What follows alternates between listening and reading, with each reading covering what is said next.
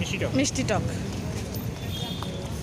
বাতিদা ধরলা মাল লয়ে রাখা ধরা খাইবি না 1000 টাকা লাগালাম।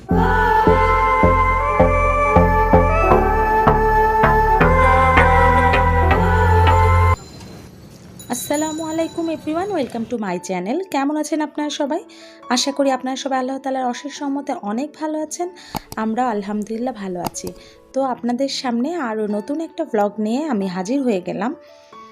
তো এটা হচ্ছে আমি যে বসুন্ধরা গিয়েছিলাম, তো বসুন্ধরা আসার পথে এরকম রাস্তার পাশে ফুচকা বিক্রি করছিল। তো ফুচকা দেখে কি আর লোভ সামলানো যায়, তো হাজব্যান্ডকে বললাম যে আমি ফুচকা খাবো। তো সে বললো যে আচ্ছা ঠিক আছে, এখানকার ফুচকা কেমন না কেমন হয় দেখো। তো এই জন্য আমরা একটা প্লেট ফুচকারি অর্ডার করলাম। তো ওরা যেহেতু মেইন রোডে ফুচকা বানায়, ওরা যেটা বললো যে এখানে তেমন পারমিশন নেই ফুচকা বানানোর, যে কোনো মুহূর্তে ওদেরকে এসে নাকি পুলিশ ধাওয়া করলে ওদের সব কিছু নিয়ে দৌড়াদৌড়ি করতে হয়, এই আর কি। তো খুবই ভয়ে ভয়ে তারা যাদেরকে দেয় খুবই ভয়ে ভয়ে ফুচকা বানাচ্ছিল যে পুলিশ আসে কি না এই ভয়ে। তো এই যে সবচেয়ে মজার ছিল ফুচকার ভিতরে এই তেঁতুলের সসটা, অনেক ঘন একটা মিষ্টি টক ছিল, অনেক ভালো লেগেছে। আর ওরা কোনো ডিম দেয় না, ডিম না দিলেও ফুচকাটা খেতে অসম্ভব মজা। আমরা এক প্লেট নিয়ে তারপর মনে চেয়েছিল আরও এক প্লেট খাই। তো আমি ক্যামেরা নিয়ে ভিডিও করছিলাম আর আমার হাজব্যান্ড আমাকে ফুচকা খাইয়ে দিচ্ছে। কি মজা, তাই না?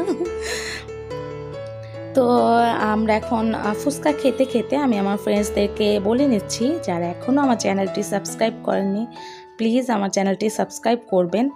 আর আমার ভিডিওগুলো আপনাদের ভালো লেগে থাকলে প্লিজ একটা লাইক দিয়ে দিবেন।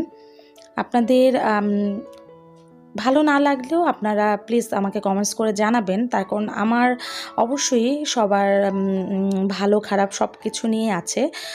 তো আমার খারাপ দিকটাও যদি আপনারা তুলে ধরেন যে হ্যাঁ আপু এভাবে করো না, তো ওভাবে করো, তাহলে আমি হয়তো ইমপ্রুভ করা অনেকটাই চেষ্টা করব। তো আপনারা যদি না বলেন তাহলে তো সেটা হবে না। তো এর জন্য ভালোটারও যেভাবে কমেন্টস করবেন, আমার খারাপ কিছু লাগলেও আপনারা কমেন্টস করে জানাবেন। তো আমরা এখন যাব যমুনা ফিউচার পার্কে। আমি বলেছি আজকে থাম্বনেইলে যে আমার নিহানের রেজাল্ট দিয়েছে। তো আমার নিহান বাবা কি রেজাল্ট করেছে সেটা আমি একটু পরেই বলি, তবে আমি যেটা আবার বলতে চাচ্ছি যে বাচ্চারা যাই রেজাল্ট করুক না কেন, আপনারা যদি বাচ্চাদের হাতে ছোট একটা গিফটও দেন তাহলে কিন্তু তারা অনেক বেশি ইন্সপায়ার হয়। তার কারণ এই বয়সটা ওদের হাসি খেলার বয়স, এর ভেতরে পড়ালেখা করে ওরা যাই করুক সেটাই খুশি থাকা উচিত বাবা মার, আমি মনে করি। আর প্রেশার ক্রিয়েট করা তো একদমই উচিত না। ওরা হাসতে খেলতে যাই করবে সেটাই ওদেরকে অ্যাপ্রিসিয়েট করা উচিত। আর ছোট একটা গিফট নিয়ে গেলে তাহলে কিন্তু অনেক বেশি ইন্সপায়ার হয়। সবচেয়ে বেশি ওরা যেটা চিন্তা করে যে না আমি ভালো রেজাল্ট করেছি এর জন্যই হয়তো আমাকে গিফট দিয়েছে, আমাকে আরেকটু ভালো করতে হবে, নিজে থেকেই কিন্তু তারা এটা রিয়েলাইজ করবে একটা টাইমে। তো এই আর কি, এই জন্য আমরা যেহেতু বসুন্ধরা আসলাম তো ভাবলাম যে এখান থেকে যমুনা ফিউচার পার্কটা কাছে, তো ওখান থেকে নিহানের জন্য দেখি যে কিছু একটা নিয়ে যাওয়া যায় কি না। তো এটা হচ্ছে যমুনা ফিউচার পার্কের ব্যাক সাইডটা, আমি তো বলেছিলাম। তো ওখান থেকে আমরা এন্ট্রি করছি।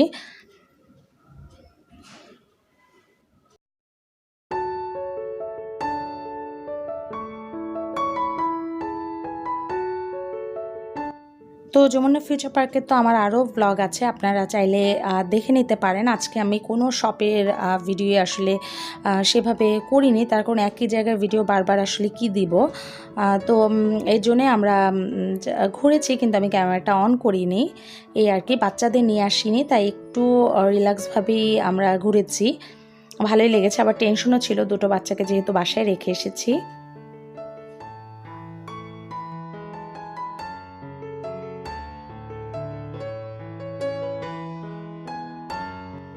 তো এটা হচ্ছে যমুনা ফিউচার পার্কে আন্ডারগ্রাউন্ডে আমরা হোলসেল ক্লাবে গিয়েছিলাম। তো ওখান থেকে নেহানের জন্য একটা গিফট আমরা পছন্দ করেছি দুজনে, তো ওটাই নিয়েছি নেহানের জন্য।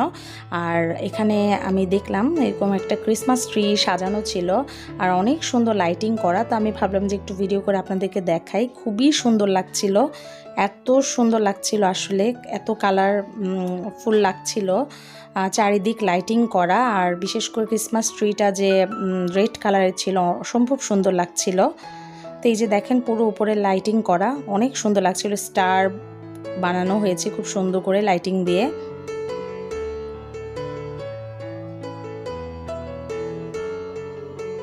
তো এখান থেকে আমরা এখন একটু চলে যাব কেএফসিতে। আসলে নিহানের জন্যই কিছু খাবার নিয়ে যাব, এই কারণে ও আসলে কেএফসির চিকেন ফ্রাইটা পছন্দ করে। তো এই জন্য ভাবলাম যে ওর জন্য একটু চিকেন ফ্রাই নিয়ে যাই। তো এই যে আমি কি নিয়েছি নিহানের জন্য আপনাদেরকে একটু দেখাচ্ছি। এটা হচ্ছে নিহানের ফ্রেন্ডের জন্য নিয়েছি, ও ফ্রেন্ডের বার্থডে, তো ওর জন্য আমি একটা গিফট নিয়ে নিলাম। তো দুই ফ্রেন্ডের জন্য সেম গিফট নিয়ে নিলাম। তো ফ্রেন্ডের জন্য অ্যাভেঞ্জার্সটা নিলাম, ও বাচ্চারা তো এরকম কার্টুনের থাকলে খুবই লাইক করে। আর নিহানের জন্য ক্যাপ্টেন আমেরিকাটা নিলাম।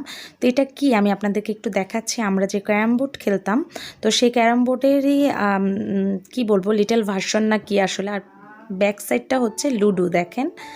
তো আমার মনে হলো যে এখন যেই বয়স, এই বয়সে আসলে এই খেলাগুলো পছন্দ করবে, তো এই জন্যই নেয়া। তারপর আমাদের জন্য একটা বার্গার অর্ডার করেছিলাম, তো এটাই এখন আমরা খাবো।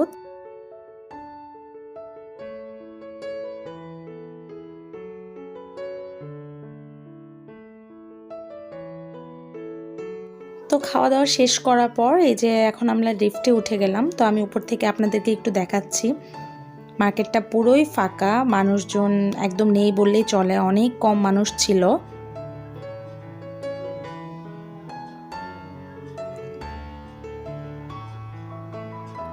লিফটেও শুধু আমরা হাজব্যান্ড ওয়াইফ দুজনেই ছিলাম, আসলে তেমন কোনো ভিড়ই ছিল না। শীতের কারণেই নাকি মানুষজন অনেক কম ছিল। তো এখন আমরা বের হয়ে যাব এখান থেকে। তো আমরা বাসায় চলে যাব এখন। তো আমি বাসায় গিয়ে আপনাদেরকে দেখাচ্ছি নিহান কি রেজাল্ট করেছে। তো এটাই আমি আপনাদের সাথে আজকে একটু শেয়ার করব। আসলে আপনাদের সাথে এখন সব কিছু শেয়ার না করলে ভালো লাগে না, তো এই জন্যেই আমার প্রতি মুহূর্তে সব কিছু আপনাদের সাথে শেয়ার করি। তো এই আর কি। তো আচ্ছা ঠিক আছে, এখন আমরা বাসায় যাই, বাসায় গিয়ে আপনাদেরকে দেখাচ্ছি।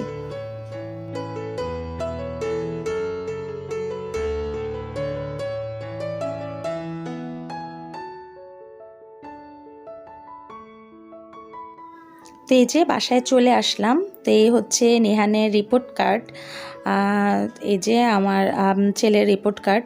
তো স্কুলে গিয়েছিলাম, স্যাটারডে ছিল। তো স্কুলে যাওয়ার পরই মিস যেটা বলল যে ফারজিন, আমার ছেলের তো নাম ফারজিন ইসলাম, ডাকনাম তার নিহান। তো মিস বলল যে সে কিন্তু এবার আমাদের হাই স্কোরার। তো এত খুশি হয়েছি আসলে, কি বলবো। আমি আসলে হাফ ইয়ারলি এক্সামে ওকে পড়াতেই পারিনি। তো এই হচ্ছে আমার ছেলের রেজাল্ট, মাশাল্লাহ সে সবগুলোতে এ স্টার পেয়েছে। আর হাই স্কোরার যেহেতু হাইয়েস্ট মার্ক পেয়েছে, তো এর জন্য অনেক ভালো লেগেছে। তো আপনারা সবাই আমার ছেলেটার জন্য দোয়া করবেন যাতে সবসময় এরকম পারফরমেন্স করতে পারে। তো আমার আজকে ব্লগটা আপনাদের কেমন লাগলো প্লিজ কমেন্টস করে জানাবেন। ভালো লাগলে একটা লাইক দিয়ে দিবেন। তো আজকের মতো আমি এখানেই বিদায় নিচ্ছি। সবাই অনেক ভালো থাকবেন, আমাদের জন্য দোয়া করবেন। আল্লাহ হাফেজ।